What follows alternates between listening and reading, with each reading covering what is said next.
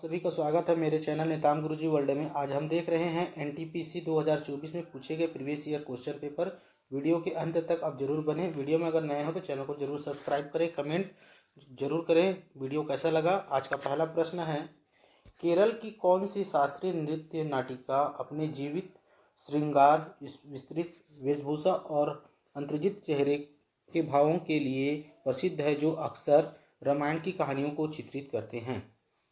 तो इसका सही आंसर हो जाएगा ऑप्शन नंबर डी, कथकली। कौन सा है?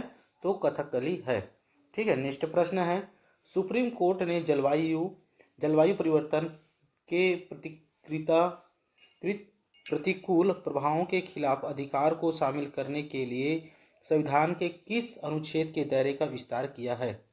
बहुत ही महत्वपूर्ण प्रश्न है। ये सभी प्रश्न आए हुए हैं एनटीपीसी 2024 में। तो इसका सही आंसर हो जाएगा ऑप्शन नंबर डी, विकल्प ए एवं बी दोनों विस्तृत है। नेक्स्ट प्रश्न है, फरवरी 2003 में भारत के इनमें से किस उपग्रह का नाम डॉक्टर कल्पना चावला के नाम पर रखा गया है? बताइए इसका सही आंसर क्या होगा? तो इसका सही आंसर हो जाएगा ऑप्शन नंबर ए, मेटसेट 1। ठीक है, कल्पना चावला अंतरिक्ष जाने वाली प्रथम भारतीय थी। कौन थी? प्रथम भारतीय थी। याद रखिएगा, बहुत ही महत्वपूर्ण है। कल्पना चावला अंतरिक्ष पर जाने वाली प्रथम भारतीय थी। ठीक है, कल्पना चावला का जन्म कहाँ हुआ था? तो याद रखिएगा, हरियाणा में हुआ था। ठीक है, कहाँ हुआ था? तो हरियाणा के करनाल में हुआ था। ठीक है, याद रखिएगा, हरियाणा के करनाल में हुआ था कल्पना चावला जी का जन्म। ठीक है, कल्पना चावला का मृत्यु कब हुआ था? तो याद रखिए, ये सभी पूछते हैं। तो 1 फरवरी 2003 को कल्पना जी का मृत्यु हुआ था। ठीक है, ये सभी बातों को आप जरूर याद रखें, बहुत ही महत्वपूर्ण है। नेक्स्ट प्रश्न है, भारतीय संविधान के निम्नलिखित में से किस भाग का संबंध संविधान के संशोधन से है? बताइए, बहुत ही महत्वपूर्ण है। तो इसका सही आंसर हो जाएगा ऑप्शन नंबर डी। ठीक है, अनुच्छेद किससे संबंध है? तो इसका याद रखिएगा, अनुच्छेद 368 से संबंधित है। ठीक है, नेक्स्ट प्रश्न है, प्रथम विश्व युद्ध का तत्कालिक कारण क्या था? बताइए, प्रथम विश्व युद्ध का तत्कालिक कारण क्या था?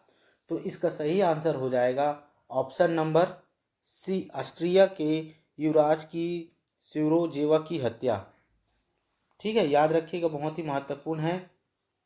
अब कब हुआ था इनका हत्या? तो 28 जून 1914 को। ठीक है, याद रखिएगा, बहुत ही महत्वपूर्ण है। ठीक है, और प्रथम विश्व युद्ध की शुरुआत कब हुई थी? तो याद रखिएगा, 28 जुलाई 1914 को प्रथम विश्व युद्ध की प्रारंभ हुआ था। ठीक है, युद्ध प्रारंभ हुआ था। ठीक है, प्रथम विश्व युद्ध का बीजारोपण इटली और जर्मनी के एकीकरण से हुआ था। ठीक है, याद रखिएगा, बहुत ही महत्वपूर्ण है। प्रथम विश्व युद्ध का समापन कब हुआ था? तो याद रखिए, 11 नवंबर 1918 को इनका समापन हुआ था। प्रथम विश्व युद्ध लगभग 4 वर्ष चला है। ठीक है, याद रखिएगा। नेक्स्ट प्रश्न है,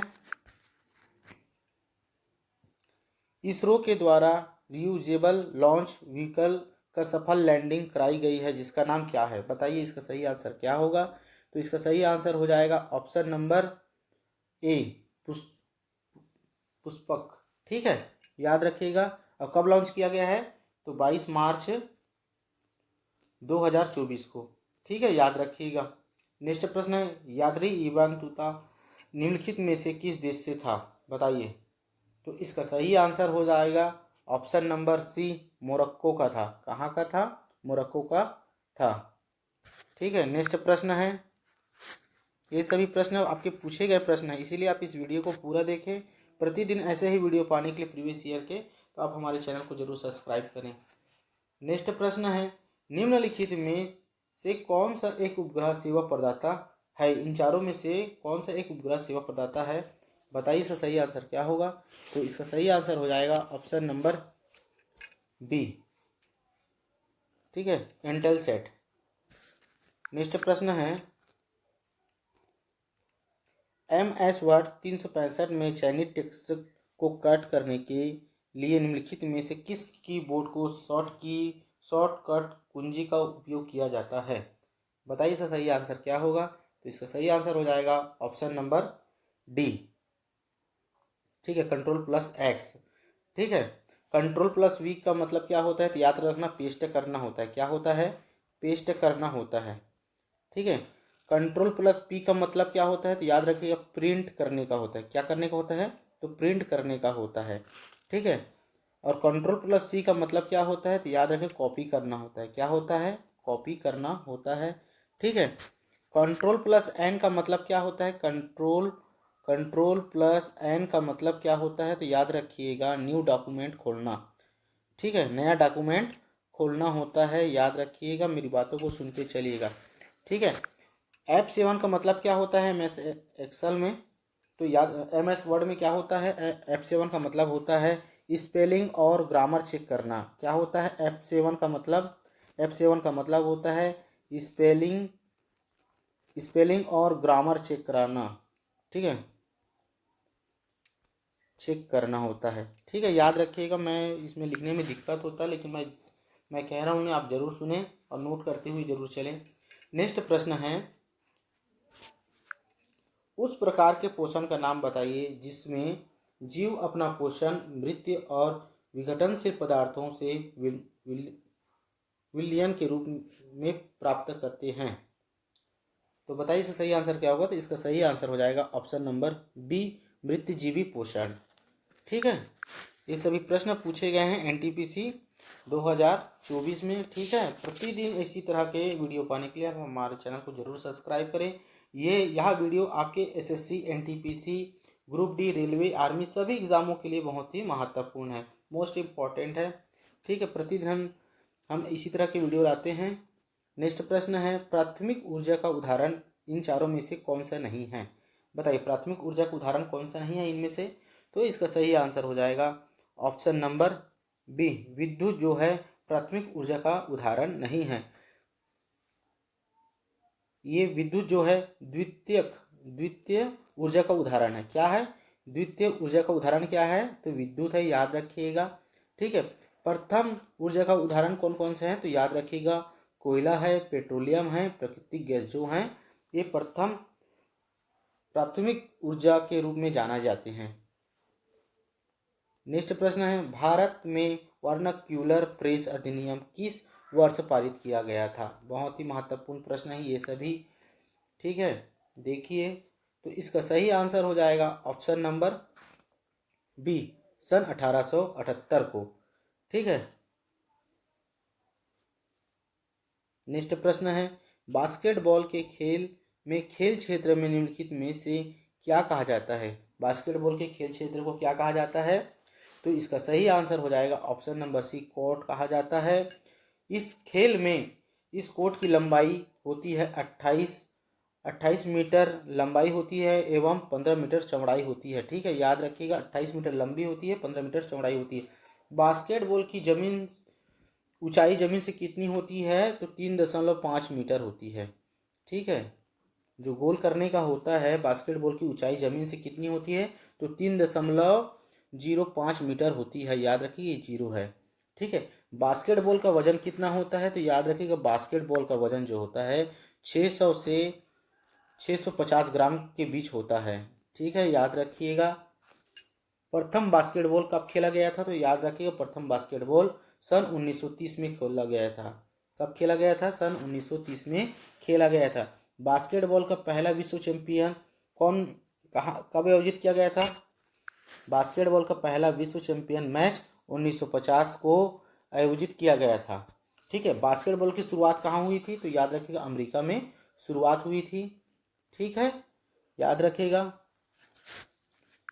नेक्स्ट प्रश्न है, हिंदी साहित्य भारतीय पुरस्कार 2024 किसे सम्मानित किया गया है। देख लीजिएगा, ये 2024 में पूछे गए प्रश्न है, इसलिए आप इस वीडियो को पूरा देखें। आपके आगामी सभी एग्जामों के लिए महत्वपूर्ण है। प्रतिदिन ऐसे ही वीडियो पाने के लिए आप हमारे चैनल में जरूर जुड़े। तो इसका सही आंसर हो जाएगा ऑप्शन नंबर 1, कृष्ण प्रकाश। ठीक है, नेक्स्ट प्रश्न है, चंबल परियोजना के संयुक्त उद्यम में कौन कौन से राज्य शामिल हैं। बताइए, तो इसका सही आंसर हो जाएगा ऑप्शन नंबर डी, राजस्थान और मध्य प्रदेश इस राज्य में सम्मिलित हैं। चंबल प्रोजेक्ट की शुरुआत कब हुई थी? तो याद रखिएगा इसकी शुरुआत हुई थी 1953-54 में। कब हुई थी? 1953-54 में हुई थी। ठीक है। और चंबल का प्राचीन नाम क्या था? चंबल नदी का प्राचीन नाम था चर्मणवती। ठीक है, प्राचीन नाम था। नेक्स्ट प्रश्न है, संघवाद के संदर्भ में निम्नलिखित में से कौन सा कथन गलत है? संघवाद के संदर्भ में निम्नलिखित में से कौन सा कथन गलत है? तो इसका सही आंसर हो जाएगा ऑप्शन नंबर ए, संघीय देशों में दोहरी नागरिकता का कोई प्रावधान नहीं है। ये गलत है। ठीक है। नेक्स्ट प्रश्न, ये सभी प्रश्न पूछे गए इसलिए आप इस वीडियो को पूरा देखें। इस वीडियो को क्या, हमारे जितने वीडियो आपको प्लेलिस्ट में मिल जाएगा, आप इस वीडियो को पूरा देखें। ठीक है। आपके बहुत ही हेल्पफुल होगा आपके सभी एग्जाम में, क्योंकि मैं वही प्रश्न लाता हूं जो आए हुए रहते हैं। ठीक है। नेक्स्ट प्रश्न है, खेल रत्न पुरस्कार का नाम बदलकर मेजर ध्यानचंद खेल रत्न पुरस्कार करने की घोषणा किस दिन की गई थी? तो बताइए इसका सही आंसर क्या होगा, बताइए। तो इसका सही आंसर हो जाएगा ऑप्शन नंबर डी, 6 अगस्त 2021 को घोषणा किया गया था उस दिन। इस पुरस्कार में 1 पदक और 25 लाख रुपए दिए जाते हैं। इस खेल में जिसे जीतने वाले होते हैं उसे 1 पदक मिलता है। ठीक है। और 25 लाख रुपए नगद पुरस्कार मिलता है। ठीक है, याद रखिएगा। यह पुरस्कार सर्वप्रथम विश्वनाथ आनंद को दिया गया था। किसे दिया गया था? यह पुरस्कार सर्वप्रथम विश्वनाथन आनंद जी को मिला था। ठीक है, याद रखिएगा, बहुत ही महत्वपूर्ण है। और इस पुरस्कार का शुरुआत कब हुआ था? मेजर ध्यानचंद पुरस्कार का शुरुआत कब हुआ था? सन 1991-92 में। ठीक है, याद रखिएगा। ठीक है। इसे किस नाम से जाना जाता था उस समय 1991-92 में? राजीव गांधी के नाम से जाना जाता था। किस नाम से जाना जाता था? राजीव गांधी पुरस्कार के नाम से जाना जाता था। ठीक है। आप सभी को इस चैनल से जरूर जुड़ें। ठीक है, आज के लिए इतना ही। धन्यवाद।